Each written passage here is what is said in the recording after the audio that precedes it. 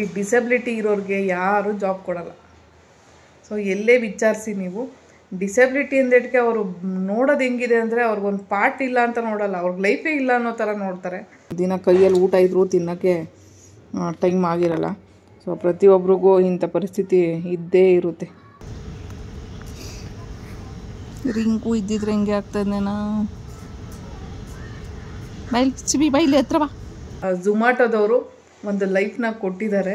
ಎಷ್ಟೋ ಜನ ಇವತ್ತು ಫುಡ್ ಡೆಲಿವರಿ ಮಾಡ್ಕೊಂಡು ಲೈಫ್ನ ಮಾಡ್ತಾಯಿದ್ದಾರೆ. ಡಿಸೆಬಿಲಿಟಿ ಇರೋ ಅಂಥವ್ರು ಬಿಸಿಲಲ್ಲಿ ಓಡಾಡಬೇಕು, ತುಂಬ ಕಷ್ಟ ಇರುತ್ತೆ. ಒಂದು ಫುಡ್ ಡೆಲಿವರಿ ಕೊಡೋಕ್ಕೆ ಎಷ್ಟೆಲ್ಲ ಕಷ್ಟ ಅನುಭವಿಸ್ತಾರೆ ಗೊತ್ತಾ. ಅದನ್ನು ನಾನು ಎಕ್ಸ್ಪೀರಿಯೆನ್ಸ್ ಮಾಡಿ ಲೈವಲ್ಲಿ ತೋರಿಸಿದ್ದೀನಿ. Hi, hello, good morning. ಇವತ್ತು ವರ್ಲ್ಡ್ ಡಿಸೆಬಿಲಿಟಿ ಡೇ. ಸೊ ಅದಕ್ಕೆ ಹೊರಟಿದ್ದೀನಿ. ಸೊ ನಿಮ್ಮ ಸೇಫ್ಟಿಗೋಸ್ಕರ ನೀವು ಮಿರರ್ ಹಾಕ್ಸ್ಕೊಳ್ಳೋದು ಒಳ್ಳೆಯದು ಅನಿಸುತ್ತೆ. ಇದರಲ್ಲಿ ಹಿಂದೆ ಕೆಲಸ ಮಾಡ್ತಿದ್ದೀರಾ, ಸ್ವಾಭಿಮಾನಿ ಜೀವನವನ್ನು ಕಟ್ಕೊಂಡಿದ್ದೀರಾ. ಸೊ ನಿಮ್ಮಿಂದ ಸಾಕಷ್ಟು ಜನ ಕಲಿಯುತ್ತಾರೆ. ನಾವು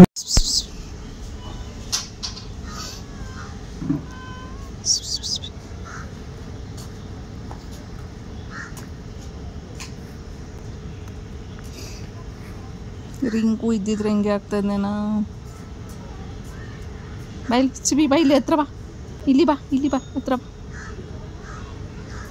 ಎಷ್ಟು ಚೆನ್ನಾಗೈತೆ ಇದು. ಕರೆದಿದ್ದ ತಕ್ಷಣ ಓಡ್ ಬರ್ತೈತೆ ಬಿಸಿ ಅಂದರೆ.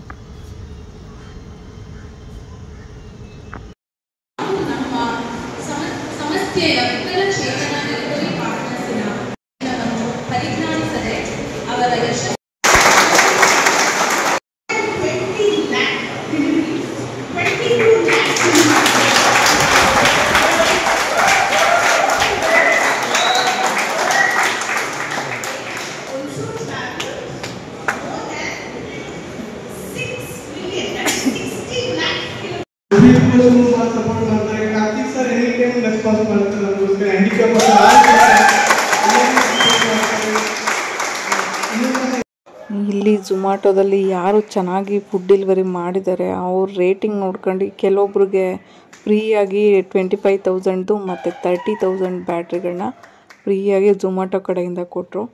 ಅವರು ಕೂಡ ನಿಜವಾಗ್ಲೂ ಥ್ಯಾಂಕ್ಸ್ ಹೇಳಬೇಕು ಪಾಪ. ಯಾಕಂದರೆ ಅಷ್ಟು ಕಷ್ಟಪಟ್ಟು ಒಂದು ಡಿಸೆಬಿಲಿಟಿ ಇದ್ರೂ ಅದರಲ್ಲಿ ದುಡಿತಾ ಇದ್ದಾರಲ್ಲ, ಒಂದು ಫ್ಯಾಮಿಲಿ ನಿಭಾಯಿಸೋ ಶಕ್ತಿನ ಇವತ್ತು ಸ್ಪೈನ್ ಇಂಜುರಿ ಆಗಿರೋರು ಕಲ್ತಿದ್ದಾರೆ. ಸೊ ಈ ಕಂಪ್ನಿಗೆ ನಿಜವಾಗ್ಲೂ ತುಂಬ ಥ್ಯಾಂಕ್ಸ್ ಹೇಳಬೇಕು. ಯಾಕಂದರೆ ಅಷ್ಟು ಎಲ್ಪ್ ಮಾಡ್ತಿದೆ ಒಬ್ಬರು ಡಿಸೆಬಿಲಿಟಿ ಇರೋ ಪರ್ಸನ್ನಿಗೆ.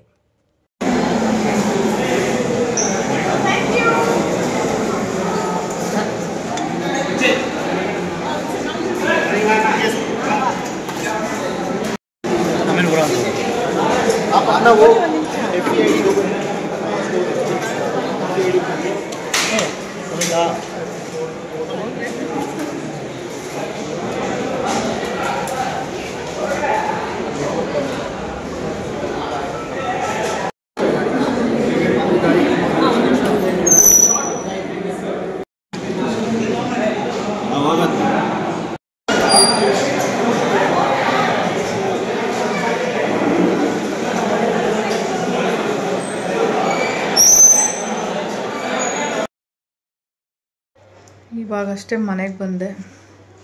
ಸೊ ಮನೆ ಕಸ ಏನೂ ಗುಡಿಸಿಲ್ಲ. ಬೆಳಗ್ಗೆ ಅಷ್ಟು ಬೇಗನೂ ಹೊರಟ್ರು ಟಿಫನು ಮಾಡೋಕ್ಕಾಗಿಲ್ಲ, ಏನೂ ಇಲ್ಲ. ಉಪ್ಪಿಟ್ಟು ಮಾಡ್ಕೊಂಡು ಹೋಗಿದ್ದೀನಿ, ಬಾಕ್ಸ್ ವಾಪಸ್ ತಗೊಂಡು ಬಂದಿದ್ದೀನಿ. ತಿನ್ನೋಷ್ಟು ಟೈಮೇ ಆಗಿಲ್ಲ ಅಲ್ಲಿ. ಸೊ ಇಲ್ಲಿಂದ ಮೆಟ್ರೋಗೆ ಹೋಗಿ ಜಯನಗರ ಹಿಡ್ಕೊಂಡು ಅಲ್ಲಿಂದ HSR ಲೇಔಟ್ಗೆ ಹೋಗಿ, ಸೊ ಅಲ್ಲಿಗೆ ದೂರ 8.5 ಕಿಲೋಮೀಟ್ರ್ ತೋರಿಸ್ತಾಯಿತ್ತು. ಸೊ ಅಲ್ಲಿಂದ ಇಳಿದು ಒಂದಷ್ಟು ದೂರ ಆಯಿತು. ಏನಪ್ಪ ಡೋರ್ ತೆಗಿಬೇಕಾ? ಹಾಂ ಬಾ. ಇಲ್ಲ ಇವಾಗ ಕಸ ಗುಡಿಸ್ತಾ ಇದ್ದೆ, ಇವಾಗ ಬಂದೆ. ಬಾ ಡೋರ್ ತೆಗಿತೀನಿ ಬಾ. ಇವಾಗ ಕಸ ಗುಡ್ಸಾದ್ಮೇಲೆ ಇದನ್ನು ಮನೆ ಒರೆಸ್ಬೇಕು ಅಂದರೆ ಮಾಫು ನೆನ್ನೆ ಚೆನ್ನಾಗಿ ಮಸಿ ಆಗಿಬಿಟ್ಟೈತೆ. ಅದನ್ನು ಬಕೆಟಲ್ಲಿ ನೆನೆಸ್ಬಿಟ್ಟು ಹೋಗ್ಬಿಟ್ಟಿದ್ದೆ. ಸೊ ಅದಕ್ಕೆ ಕತೆ ಏನಾಗಿದೆ ಅಂತ ಹೋಗಿ ನೋಡೋಲ್ಲ. ಸಿಕ್ಕಾಪಟ್ಟೆ ಮಸಿ ಆಗಿತ್ತು. ಯಾಕಂದರೆ ಧೂಳು ನಿನ್ನೆ ಅದೇ ಹೇಳಿದ್ರೆ ಹೊಗೆ ಆಡ್ತಾಯಿತ್ತಲ್ಲ, ಆ ಧೂಳೆಲ್ಲ ಸಿಕ್ಕಾಪಟ್ಟೆ ಆಗಿಬಿಟ್ಟಿತ್ತು. ಸೊ ಇವಾಗ ಎಲ್ಲ ಕ್ಲೀನ್ ಮಾಡಿಬಿಟ್ಟು ಮಲ್ಗೋಣ ಅಂದರೆ ಆಗ್ತಾಯಿಲ್ಲ. ಬಟ್ಟೆ ಒಂದಷ್ಟಿದ್ದು ಎಲ್ಲ ತಗೊಂಡು ಬಂದಲ್ಲಿ ಎಸ್ತಿದ್ದೀನಿ. ಎಲ್ಲ ಒಣಗಿತ್ತು. ಅದರಲ್ಲೂ ಒಂದೆರಡು ಹಸಿದಿದೆ, ಯಾಕಂದರೆ ಅಲ್ಲಿ ಸ್ವಲ್ಪ ಯಾರೋ ಸೈಡ್ ತಳ್ಳಿಬಿಟ್ಟಿದ್ರು, ಅದು ಒಣಗೇ ಇಲ್ಲ. ಸೊ ಇವಾಗ ಅದನ್ನೇ ಅಲ್ಲೇ ಎಲ್ಲರೂ ಪಕ್ಕದಲ್ಲಿ ಹಾಕಿ ಒಣಗಿಸ್ಕೊತೀನಿ. ನೋಡಿ ಇಷ್ಟೊಂದು ಕೊಳೆ ಗಲೀಜಾಗ್ಬಿಟ್ಟೈತೆ. ಆಂಟಿ ನೀವು ಕೆಳಗಡೆ ಬರಂಗಿದ್ರೆ ತಗೊಂಡು ಬನ್ನಿ. ಹಾಂ ಇವಾಗ ಡೋರ್ ತೆಗಿತೀನಿ.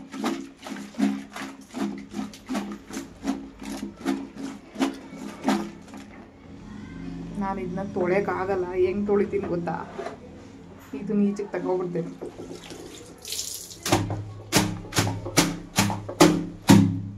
ಈ ಥರ ಒಗ್ದು ತೊಳೆಯೋದು.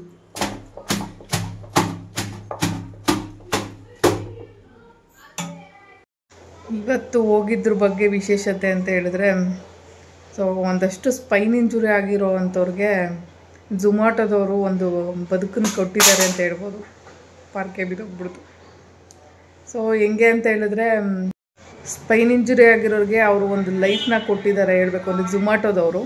ಮತ್ತು ನಿಯೋ ಮೋಷನ್ ಕಂಪನಿ ಮತ್ತು ಝೊಮ್ಯಾಟೊ ಎರಡೂ ಜಾಯ್ನ್ ಆಗಿ ಇದನ್ನು ಒಂದು ಆಪರ್ಚುನಿಟಿನ ಕೊಟ್ಟಿರೋದು ಸ್ಪೈನ್ ಇಂಜುರಿ ಆಗಿರೋರಿಗೆ. ಸ್ಪೈನ್ ಇಂಜುರಿ ಅನ್ನೋದಕ್ಕಿಂತ ಅಲ್ಲಿ ಎಲ್ಲ ಡಿಸೆಬಿಲಿಟಿನೂ ಸೇರ್ಕೊಳ್ಳುತ್ತೆ. ಸೊ ಫಿಸಿಕಲಿ ಹ್ಯಾಂಡಿಕ್ಯಾಪ್ಟ್ ಅಂದರೆ ಎಲ್ಲರೂ ಬರ್ತಾರಲ್ಲಿ.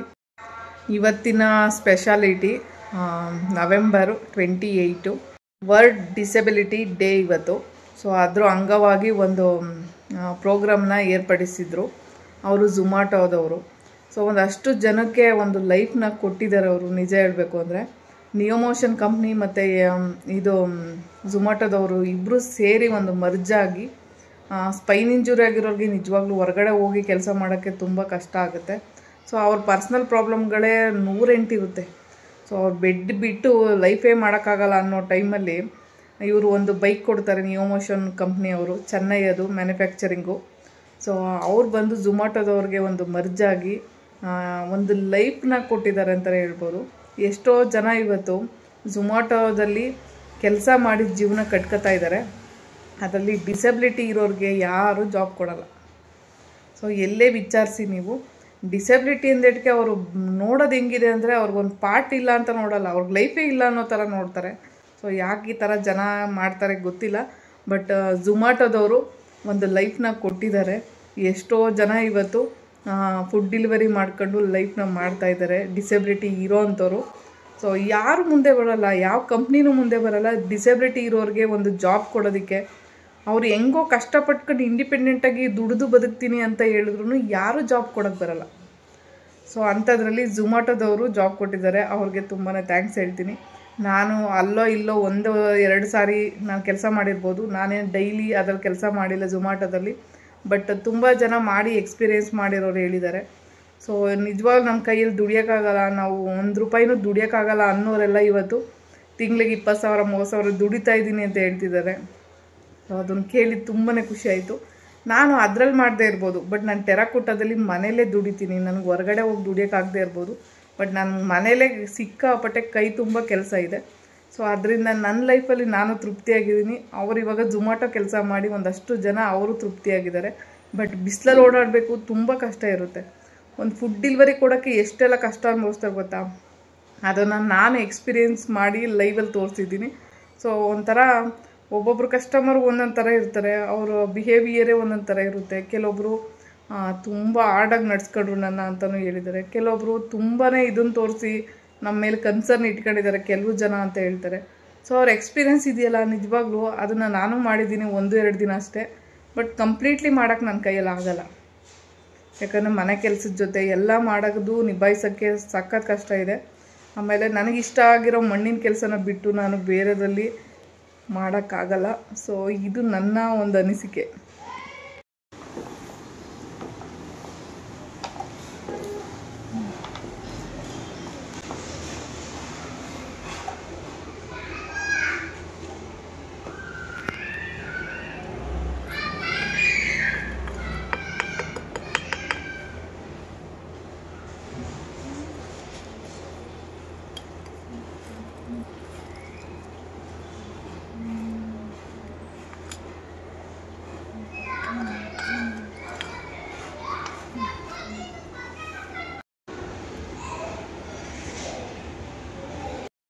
ಬೆಳಿಗ್ಗೆ ಎದ್ದು ಬೇಗನೆ ಉಪ್ಪಿಟ್ಟು ಮಾಡ್ಕೊಂಡೆ. ನೋಡಿದ್ರೆ ನನಗೇ ತಿನ್ನೋಕ್ಕೆ ಟೈಮ್ ಸಿಕ್ಕಿಲ್ಲ. ಆ ಉಪ್ಪಿಟ್ಟನ್ನ ಇವಾಗ ತಿಂತಾಯಿದ್ದೀನಿ. ಟೈಮ್ ನೋಡಿ, ಅಯ್ಯೋ ಕತೆ ನೋಡಿ ಹೆಂಗಾಗಿದೆ ಅಂತ. ಒಂದೊಂದು ದಿನ ಕೈಯಲ್ಲಿ ಊಟ ಇದ್ದರೂ ತಿನ್ನೋಕ್ಕೆ ಟೈಮ್ ಆಗಿರಲ್ಲ. ಸೊ ಪ್ರತಿಯೊಬ್ಬರಿಗೂ ಇಂಥ ಪರಿಸ್ಥಿತಿ ಇದ್ದೇ ಇರುತ್ತೆ. ಸೊ ಆರೋಗ್ಯನೂ ಚೆನ್ನಾಗಿ ನೋಡ್ಕೋಬೇಕು. ಒಂದು ಕಡೆ ಬದುಕಿರೋವರೆಗೂ ಏನು ತೊಗೊಂಡೋಗೋಕ್ಕಾಗಲ್ಲ. ಅಂದರೆ ಬದುಕಿರೋವರೆಗೂ ಚೆನ್ನಾಗಿ ಊಟ ಮಾಡಬೇಕು. ಸಾಯೋವಾಗ ಏನು ತೊಗೊಂಡೋಗೋಕ್ಕಾಗಲ್ಲ.